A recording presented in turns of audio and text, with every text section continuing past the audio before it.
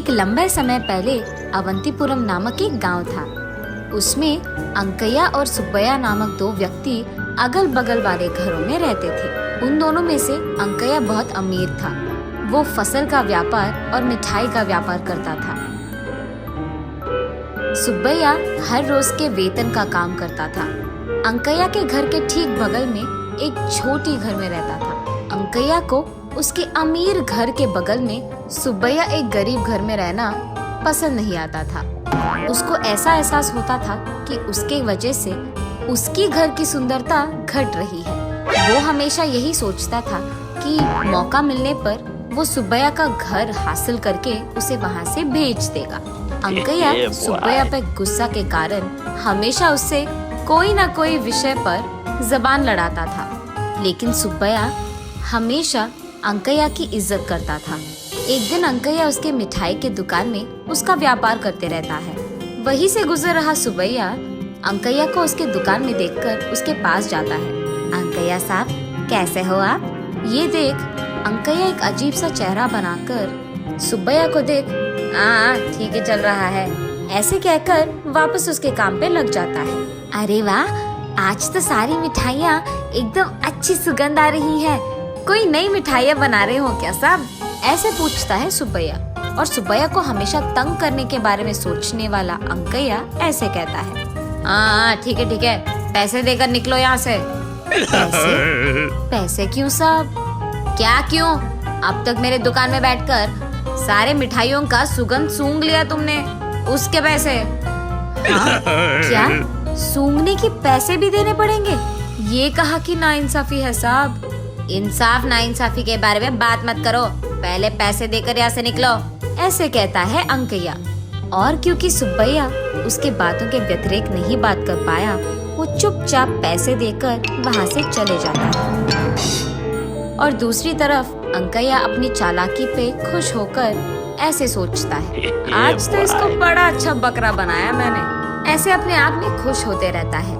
कुछ दिन बाद एक दिन अवंतीपुरम पूरा ऊंची तापमान से जल रहा था और अंकैया उसके बंगला के बाहर बरामदे में ठंडी हवा के लिए इधर उधर चलते रहता है।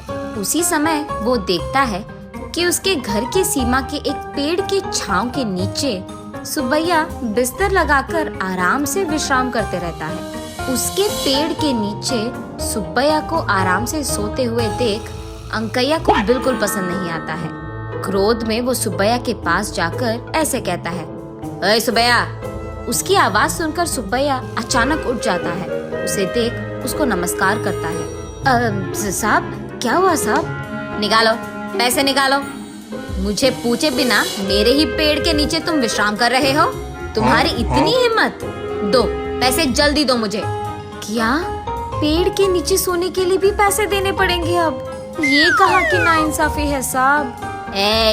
मेरे पेड़ के नीचे सोकर मेरे पेड़ की हवा लेकर मेरे खिलाफ बात कर रहे हो? पहले तुम पैसे निकालो, बात मत करो, पैसे निकालो। और क्योंकि सुब्बैया उनके व्यतिरेक बात नहीं कर पाया, उन्हें कुछ कह नहीं पाया, वो चुपचाप उसके पास बचे कुछ पैसे देकर इसे तो मैं भगा कर ही रखूंगा, ये फैसला करके अंकैया वहाँ से चले जाता है। एक दिन अंकैया अपने फसल की दुकान में काम करते रहता है।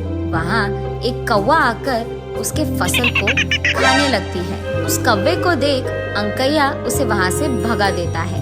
वो कौवा वहाँ से उड़ते उड़ते दुकान के बगल में मौजूद पेड़ पे उसके घोंसले के अंदर चले जाता है। इतने में सुब्बैया अपने पैसों के लिए अंकैया के दुकान को जाता है।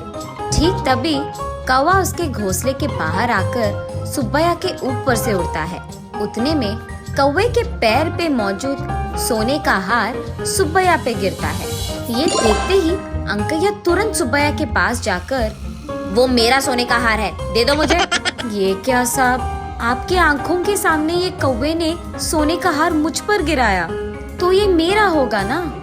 इस बार सुब्बैया फैसला करता है कि वो ये सोने का हार अंकैया को नहीं देगा।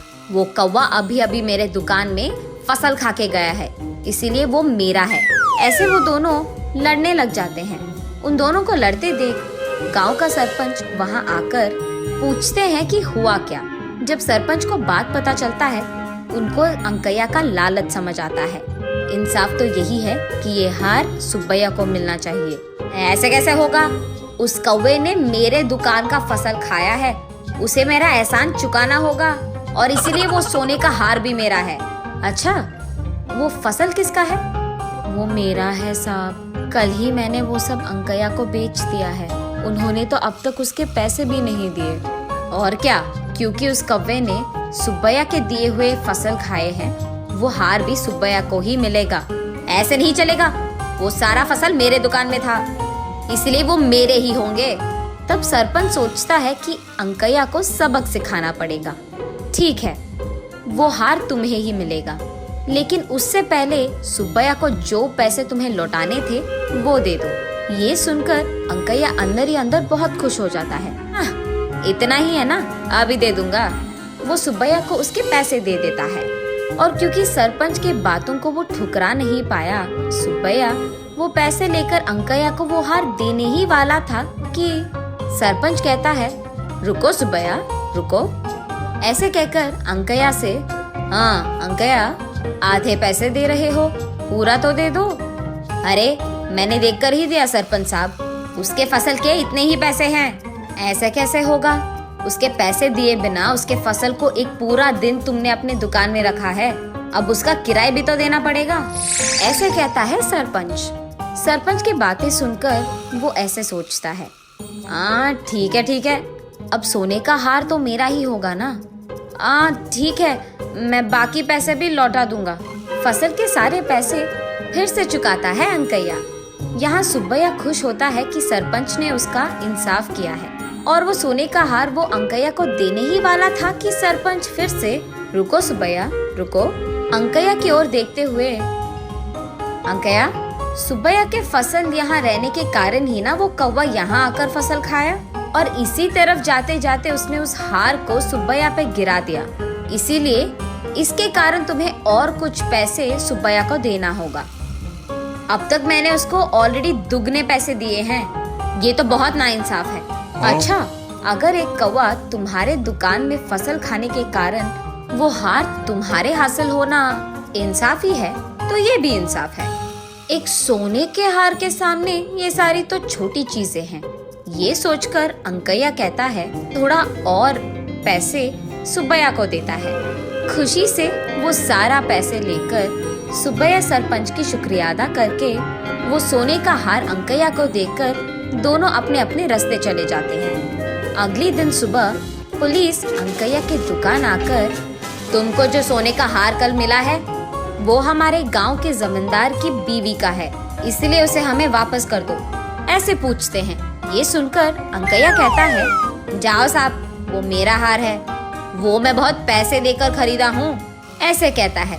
तब पुलिस, हमारे पास इसके सबूत है, आपका ऐसे झूठ कहना बहुत नाइंसाफ है।